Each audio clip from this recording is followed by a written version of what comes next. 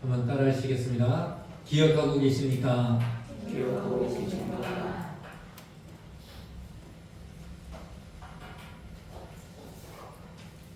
우리가 살다 보면요, 나와 관계하는, 그러니까 내가 대면하고 내가 마주치는 사람들은 크게 두 부류로 나누어지게 되죠. 쉽게 말하면 나를 좋아해주고 내 의견에 동의해주고 또 늘 내 편이 되어주는 사람이 있는 반면에 또 나를 무시하거나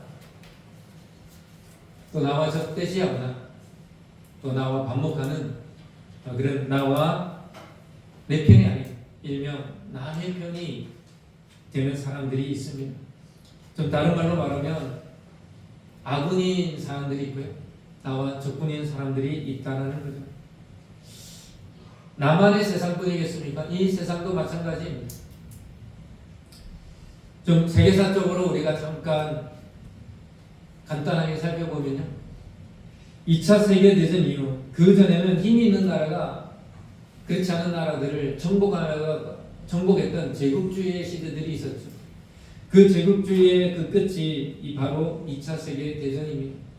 2차 세계대전 이후로부터 미국을 중심으로 한 자유민주 진영과 소비에트 연맹이죠. 소련을 중심으로 한 공산주의라는 이 두 진영의 대립이 오랫동안 지속되었습니다. 그러다가 소련의 붕괴로 냉전 시대라고 일컫는 시대가 끝이 났습니다. 그리고 세계는 하나가 되었을까요? 그렇지 않습니다. 2008년 이후로부터는 신냉전 시대라고 하여 미국과 일본을 중심으로 하는 자본주의 진영이 생기고요, 한데 뭉치고요, 그리고 중국과 러시아를 중심으로 한 사회주의가 또 똘똘 뭉칩니다. 그것이 지금까지 이어져 오고 있습니다. 세상은 이 두 가지의 진영으로 재편되어 있습니다. 누구를 따르느냐에 따라 국익이 되고 안 되고의 결정이 나지요.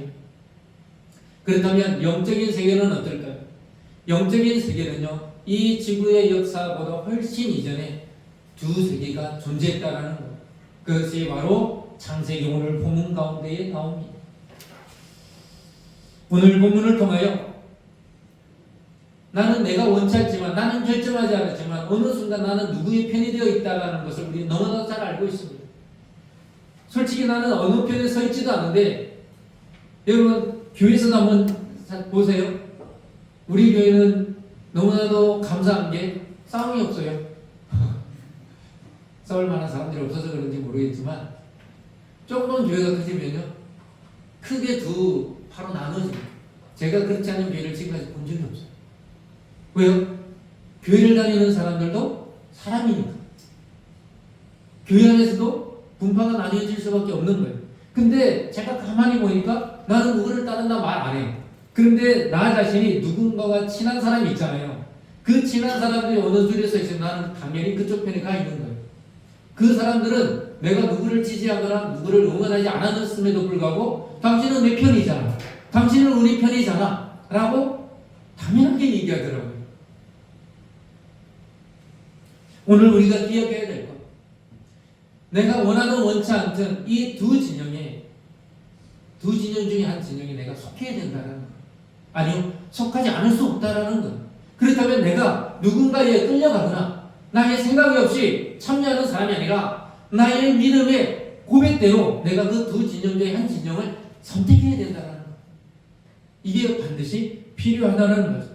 그래서 우리가 기억해야 될 첫 번째는요, 역사의 주관자는 하나님이시라는 것을 알아야 됩니다. 역사의 주관자는 하나님이시라는 사실을 우리 기억해야 됩니다. 제가 왜 이 얘기를 하느냐, 오늘 본문에 보면요, 에덴 동산이 그 배경입니다. 여러분, 에덴 동산이라는 것이 어떤 곳입니까? 하나님이 가장 이상적으로 만드신 장소입니다. 저와 여러분 어디에 살고 싶습니까? 에덴 동산에 살고 싶잖아요.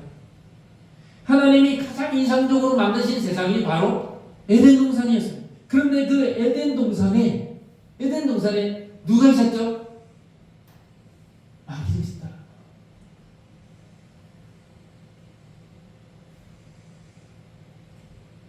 원래는 에덴 동산을 만드시고 그 에덴 동산을 누구로 하여금 다스리게 하셨습니까?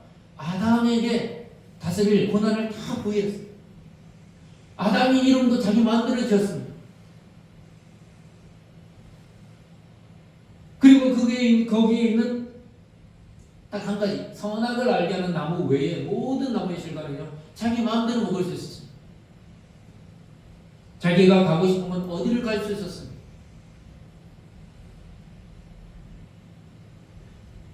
우리가 이 대목에서 기억해야 될 것이 있습니다. 하나님이 아담에게 모든 권한을 주셨지만 그 모든 것은 누구의 것입니까? 하나님의 것임을 알아야 돼요. 이 얘기는 무슨 얘기냐면 에덴 동산을 온전히 이끄시고 주장하시는 분은 아담이 아니라 하나님이라는 사실입니다. 그렇다면 이 세상을 움직이시고 이끄시는 분은 누구실까요? 바로 하나님이라는 사실입니다. 오늘 성경 본문에 보면요, 이렇게 되어 있지요. 보여주실래요? 내가 너로 여자와 원수가 되게 하고 너의 후손도 여자의 후손과 원수가 되게 하리니. 이게 원시복음, 원복음이라고 하거든요. 여기서 너는 마귀를 뜻합니다. 내가라고 하는 내가는 누굽니까? 야훼 하나님입니다. 야훼 하나님이 뱀으로 하여금 여자와 원수가 되게 한다는 것. 이거는 인류의 역사를 그렇게 하나님이 만들어 가시겠다라고 하는 것. 이 말씀은 역사의 주가 다른 어떤 존재가 아니라 바로 야훼, 나밖에 없다라는 것을 공포하고 계시는 겁니다. 여러분 한번 생각해 보십시오. 내가 누군가와 멋져 보이고 좋아 보이는 사람, 그 사람과 친해져야 되겠고 그 사람과 친구해야 되겠다라고 생각해서 그 사람에게 좋은 의도로 접근하고 좋은 의도로 내가 선의를 행하고 좋게 함으로써 그 사람을 나의 친구로, 나의 가까운 사람으로 만든다 생각하지만 그 사람이 나의 친구가 되는 것 혹은 그 반대 나의 원수가 되는 것은 하나님의 손에 달려있다라는 거예요. 욥은 9장 11절에 이런 고백을 합니다. 하나님이 빼앗으시면 누가 막을 수 있으며 무엇을 하시나이까 하고 누가 물을 수 있으려. 하나님이 어떤 것을 빼앗아 가셔도 왜 빼앗아 갑니까? 또 하나님이 뭔가를 하시면 왜 그것을 하십니까? 라고 물을 수 있는 존재가 없다라는 거예요. 왜? 이 세상의 주관자는 오직 하나님 한 분밖에 없으니까요. 사도 바울은 고린도 교회에 편지하면서 이런 말씀을 하고 있습니다. 고린도전서 1장 25절. 하나님의 어리석음이 사람보다 지혜롭고 하나님의 약하심이 사람보다 강하니라. 이 말씀이 어떤 말씀일까요? 사람이 아무리 지혜를 짜내도 하나님의 어리석음에 미치지도 못한다는 뜻이거든요. 그런데 하나님에게 있어서 어리석음이라는 게 있나요? 없습니다. 사도 바울은 만약 하나님께 그 어리석음, 우리가 말하는 그 어리석음이 있다 할지라도 그 인간의 지혜, 가장 높은 인간의 지혜가 그 하나님의 어리석음이 없지만 있다 하더라도 그 어리석음에 미치지 못하는 보잘것없는 지혜라는 것을 강조하는 거예요. 하나님에게 어리석음은 없습니다. 뒤에 있는 말씀은 무엇입니까? 하나님의 약하심이 사람보다 강하다. 아무리 강한 사람이 있다 할지라도 하나님의 약함이 없지만 만약 하나님의 약함이 있다 할지라도 그 약함에 미치지도 못하는 사람의 강함이라는 거예요. 비교할 수가 없다라는 거죠. 이 말은 무엇일까요? 이 세상은 가장 지혜로우시고 가장 강하신 하나님이 이끌어 가신다라는 거예요. 여러분 이게 우리의 소망입니다. 저와 여러분의 삶을 바로 이러한 하나님이 우리의 인생, 저와 여러분의 인생을, 저와 여러분의 가정을, 우리 서울제자교회를 주관하시고 이끄시는 분임을 믿으시기 바랍니다. 아멘. 하나님의 지혜와 능력으로 다스리신다는 거예요. 하나님 도대체 왜 이렇게 하시지? 여러분의 그 지혜가 하나님 어리석음에 미치지 못한다는 사실을 우리는 인정해야 돼요. 이걸 기억해야 돼요. 하나님께서 이 세상을 이끌어 가신다는 사실을 믿으시기 바랍니다. 두 번째는요, 누가 하나님과 원수인가를 기억해야 합니다. 하나님 오늘 본문에서 뱀에게 크게 두 가지를 말씀하시거든요. 먼저 그 첫 번째를 보면요, 내가 너로 여자와 원수가 되게 하고 내 후손도 여자의 후손과 원수가 되게 하리니. 이 말씀은 이제부터 지금부터 뱀과 그의 후손은 영원히 하나님과 원수가 된다라는 거예요. 여기서 너라는 것은 아까 제가 설명드린 대로 마귀를 말하는 거죠. 마귀. 원래는 이 성경 본문에 보면 뱀이죠. 뱀. 그러나 뱀의 모양을 뱀 속에 들어간 사탄, 곧 마귀를 뜻하는 거죠. 우리가 여기서 너무나도 중요한 사실 한 가지 기억해야 합니다.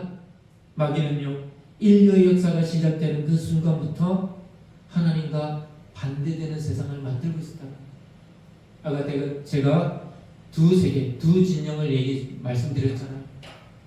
여러분, 내가 아무 생각 없으면요, 하나님의 세계에 있는 게 아니라 어느 순간 마귀가 다스리는, 마귀가 주장하는 그 세계에 내가 섞여 있을 수 있다는 사실을 우리는 기억해야 합니다. 에덴 동산이 아까 어떤 곳이라고 말씀드렸습니까? 가장 이상적인 곳이라고 말씀드렸죠. 근데 그곳에 마귀가 있었어요. 그리고 하나님이 핏값으로 사신, 하나님이 가장 아끼고 가장 소중하게 생각하시는 그 독생자 예수 그리스도를 통하여 사신 이 교회조차도 마귀가 존재할 수 있다는 거예요. 마귀가 교회 안에 없어요? 있습니다. 에덴 동산에서 아담과 하와를 유혹했던 것처럼 교회 안에서도 그 누군가를 유혹하기 위해서 마귀는 존재할 수 있다는 것이죠.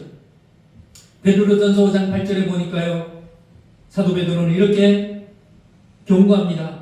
근신하라, 깨어라, 너희 대적 마귀가 오는 사자와 같이 두루다니며 삼킬 자를 찾나니. 교회라고 해서 마귀가 못 들어오나요? 들어옵니다.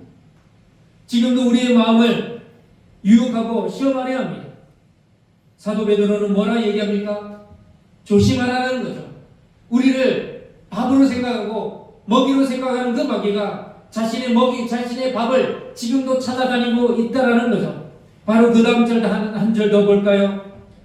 베드로전서 5장 9절입니다. 너희는 믿음을 굳건하게 하여 그를 대적하라. 사도 베드로는 조심하라는 이 경고를 넘어서서 마귀 사탄을 대적하라 우리에게 명령합니다. 이는 세상에 있는 너희 형제들도 동일한 고난을 당하는 줄 알래.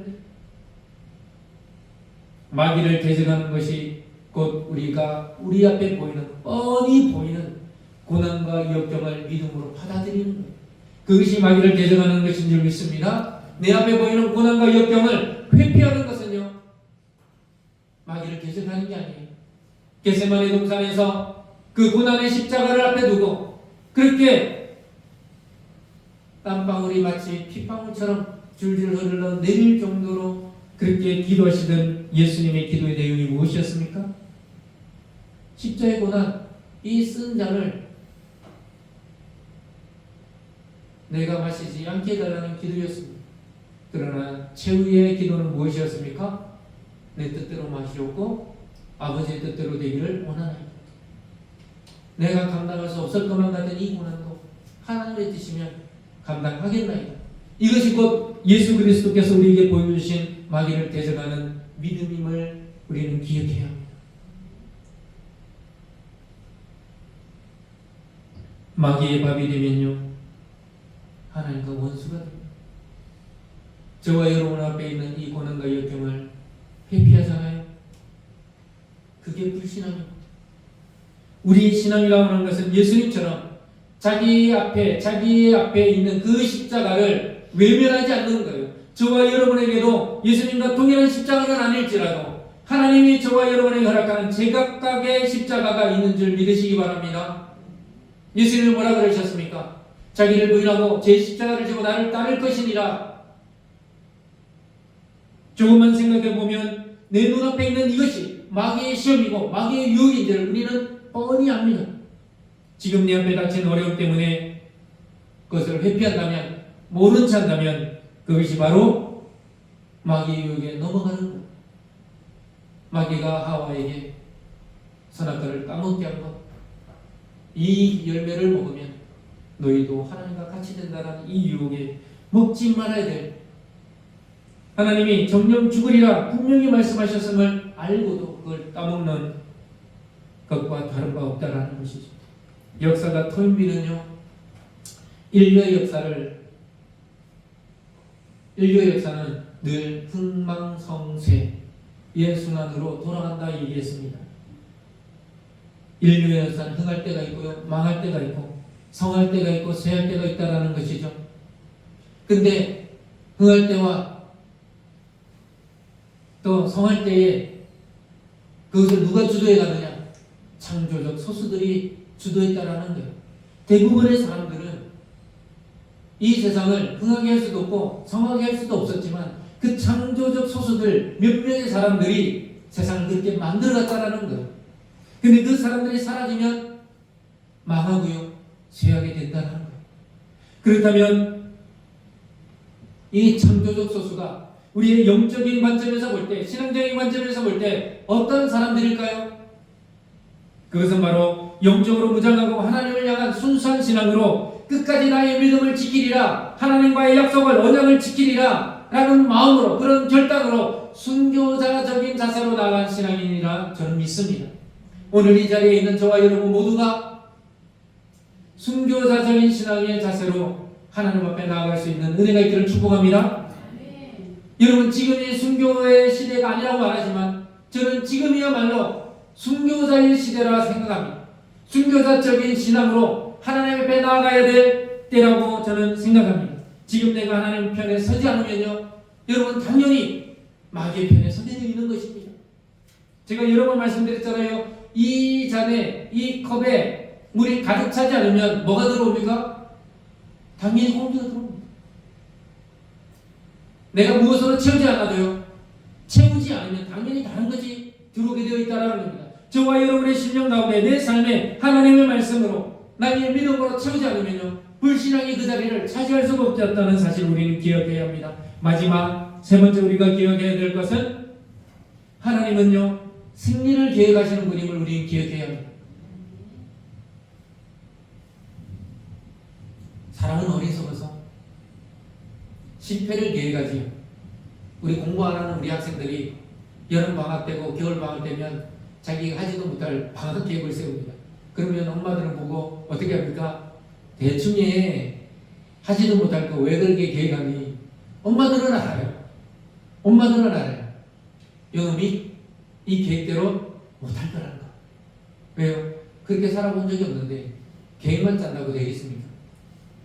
사람은요, 실패를 계획할지라도 하나님은 한 번도 실패를 계획하신 적이 없어요. 저 여러분을 향해서 그랬습니다. 이 인류 역사를 향해서는 그렇습니다. 사람들은요, 실패와 실수를 구분해야 된다 말합니다. 저도 이 말에 동의는 합니다. 그런데 곰곰이 생각해 보니까 뭐가 실수고 뭐가 실패죠? 저는 생각하면 생각할수록 구분이 안 되더라고요. 물론 언어적으로, 문자적으로는 구분이 되죠. 마귀를 대적해야 될 가장 큰 이유 중에 하나가 우리는 무한한 실패를 하지 않기 위해서 마귀를 대적해야 합니다. 저와 여러분이 하는 실패는요, 신앙 안에서 하는 실패는 유한한 실패입니다. 그러나 불신앙에서 하는 실패는요, 그게 무한한 실패가 된다는 거예요. 그 실패가 끝이 없다는 거예요. 하지만 우리가 신앙 안에서 내 믿음을 지키기 위하여, 하나님의 약속을 지키기 위하여, 하나님에 대한 이 신앙을 지키기 위하여 하다가 버리는 실패는요, 실수는요, 유한한 거예요. 그 실패는 조금 있다가 없어지는 실패예요. 하나님께 용서받을 수 있는 실패예요. 그러나 우리가 불신앙에서 발생하는 실패와 실수는요, 하나님이 용서하지 않으죠. 이 사실을 우리가 기억해야 합니다. 하나님께서는 무한한 실패나 실수를 계획하지 않으십니다. 그리고 저와 여러분을 그렇게 인도하지도 않으십니다. 하나님 오늘 말씀에 이렇게 말씀하시지요. 여자의 우선은 내 머리를 상하게 할 것이요 너는 그의 발꿈치를 상하게 할 것이라. 여자의 우선은 곧 예수 그리스도입니다. 예수 그리스도가 내 마귀의 머리를 상하게 한다, 그렇게 말씀하셨습니다. 머리는 우리의 신체 중에서 제일 중요한 부분이죠. 은유적이고 비유적인 말씀입니다. 머리라고 하는 것은, 마귀의 머리라고 하는 너희의 힘과 능력과 권세입니다. 너희의 그 모든 힘과 능력과 권세를 내가 멸하겠다라는 겁니다. 끝장을 내겠다라는 겁니다. 그러나 너는 여자의 우선의 발꿈치를 상하게 할 뿐이라는 겁니다. 여러분, 발꿈치 하면 생각나는 인물 있지 않습니까? 먼저 나오려 했다가 뒤에 나오는, 그래서 형 S의 발꿈치를 잡고 나온 인물 누굴까요? 야곱입니다. 야곱이요 형의 발꿈치를 붙잡고 나왔다 해서 아케브라고 하는 이게 야코프가 된 겁니다. 야곱이 된 거죠. 여러분 발꿈치라고 하는 것은 히브리 원어의 의미상 아무것도 안 하는 거예요. 끄트머리를 얘기해요. 끄트머리. 여러분 여기 조금 손톱 끄트머리인데 뭐 잘렸다고 생명에 지장이 있습니까? 아무런 지장 없습니다. 네가 예수를 십자가에 못 박혀 죽였다고 해서 다 이룬 것 같지만 그것은 신체의 끄트머리 아무것도 아닌 것만 잘라낸 것뿐이라는 거예요. 너희의 계획, 마귀의 계획, 마귀의 행하는 것은요 하나님의 계획에 있어서 아무런 영향도 미치지 못한다는 사실을 하나님께서 창세기 3장 15장에서 이미 선언하셨습니다.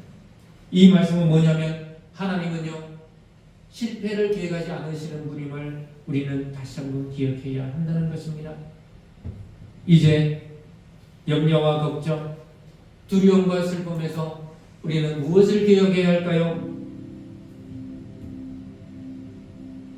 우리가 믿는 하나님은 역사의 주권자이심을 우리는 기억해야 합니다. 그 어떤 상황에서도 나는 세상의 편이 아니라 마귀의 편이 아니라 하나님의 편에 서야 한다는 이 사실을 기억해야 합니다. 마지막으로 우리가 기억해야 될 것, 하나님은 항상 승리만을 기억하시는 분임을 우리는 기억해야 합니다. 여러분 위기 가운데 있습니까? 고난 가운데 있습니까? 막다른 골목에 다다랐다고 느껴지는 상황 가운데 있습니까? 하나님을 바라보십시오. 하나님은 저와 여러분을 향하여 우리의 인생을 향하여 실패를 계획하신 적이 단 한 번도 없다는 사실을 기억하시기 바랍니다. 오늘 주님의 주님을 기다리며 대림절 세 번째 주간을 맞이한 저와 여러분, 예수님을 이 땅 가운데 보내신 것은요 저와 여러분에게 궁극적인 승리를 주시기 위함임을 믿으시기 바랍니다. 오늘 말씀을 통하여 하나님에게 나를 향한 게, 우리 가정을 향한 게 하나님은 승리다, 실패가 아닌 승리다, 궁극적인 승리요 궁극적인 기쁨이요 궁극적인 소망임을 우리가 다시 한번 믿어 의식치 아니하고 나의 인생 앞으로의 삶을, 내일의 삶을 오직 기쁨과 믿음으로 살아가리라 결단하는 은혜가 있기를 축복합니다.